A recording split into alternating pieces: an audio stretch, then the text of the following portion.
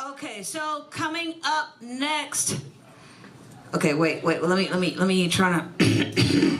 I wanna. Yeah, I know. I just made her go. Uh-oh. Coming up next, straight out of Chi-Town, we got Janet.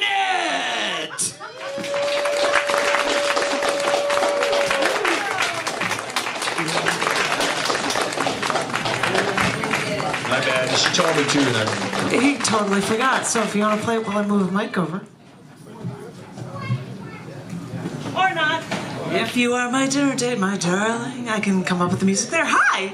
If you are my dinner, and people who know it are starting this again. Hello, my name is Janet, and I have 3 poems, and it feels terrible. I sing, but I don't have anything to sing right now, and after he's played, oh my gosh, what am I doing? But I wanted to share things from 3 brand new books. They said, push mic. Am I eating the mic? Is it too loud? All right, sorry. That's what I get for getting, I'm going to eat the mic.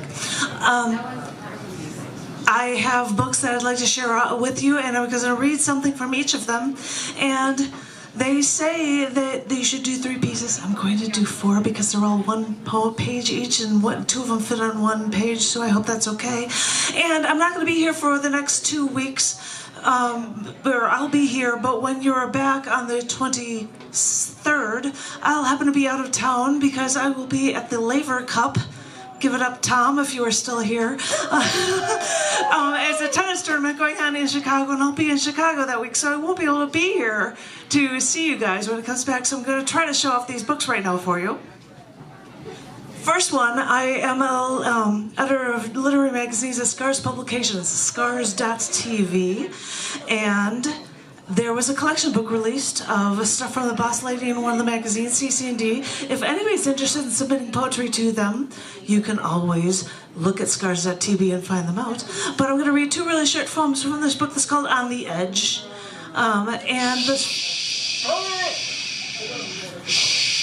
You're an angel. I haven't bought you a whiskey shot recently, but thank you for that.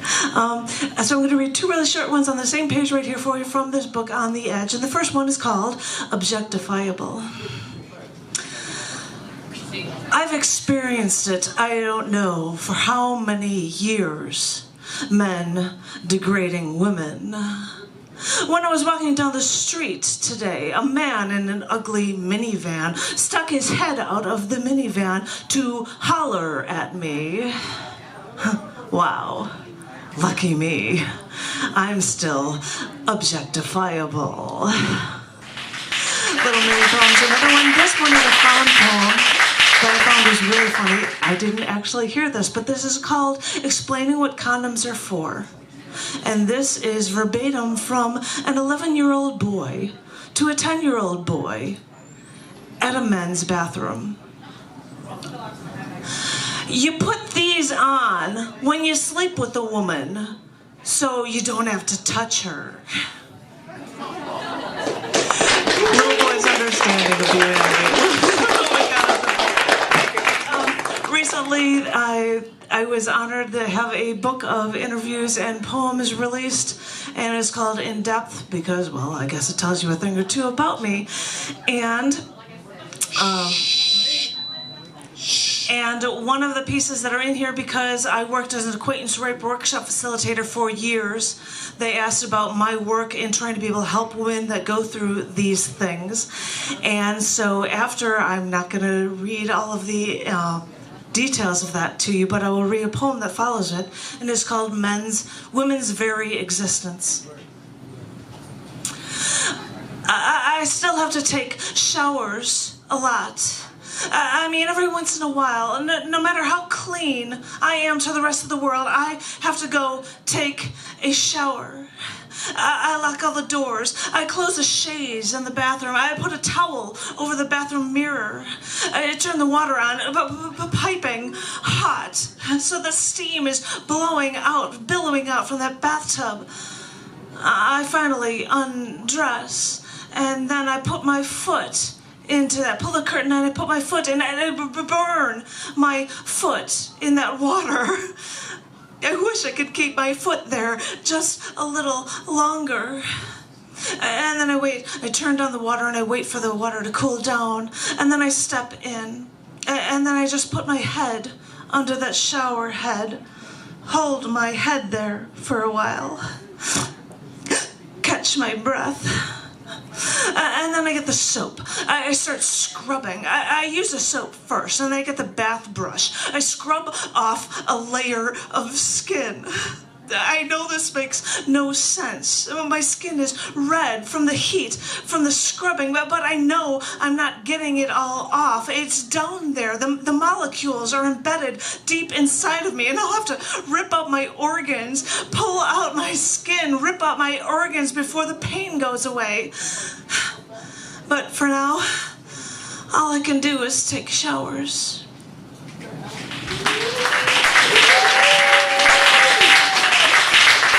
Thank you. Emotional piece. Sorry about that. And so I'm going to try to cheer it up for you and give you a little story here. On 9 to 5, working 9 to 5, you ladies, on the 5th of September, this Wednesday, which also happens to be the day that there is a reading at Half Price Books, community poetry at Half Price Books, hosted by Tom Woodruff, right on over there. That happens to be the same day that this book is released.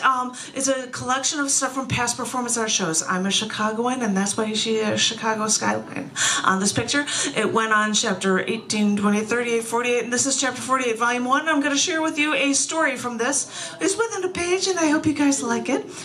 It is from a show, and it's called Jeremy or Stallion.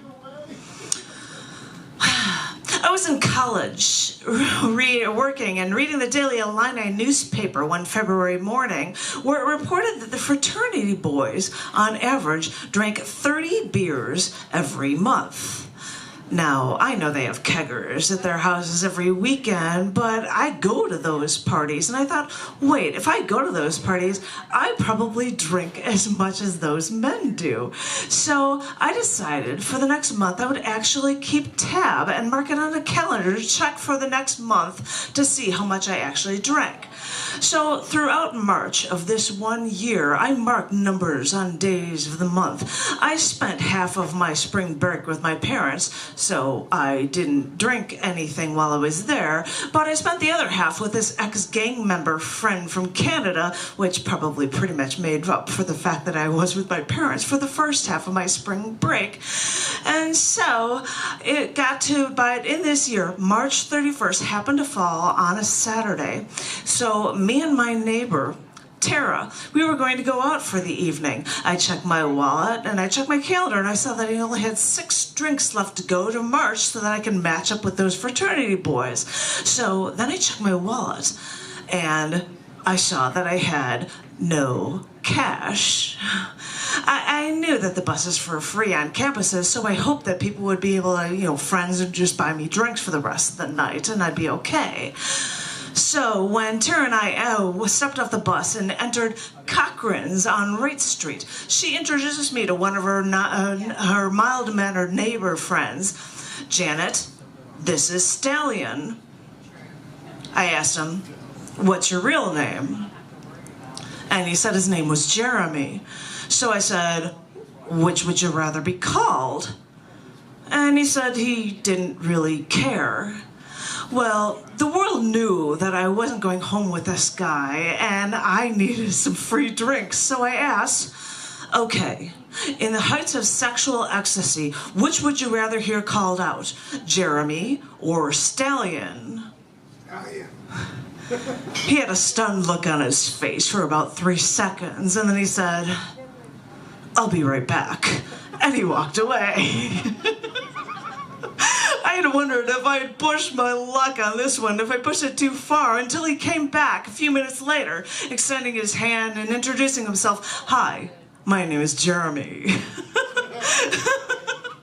And so, of course, we were just laughing, and it was a great way to actually start off that night, and everyone knew that I was out drinking on a drinking mission then, and people, of course, bought me drinks, and I surpassed my frat boy level that night, lucky me, until they poured me into a bus and actually brought me home.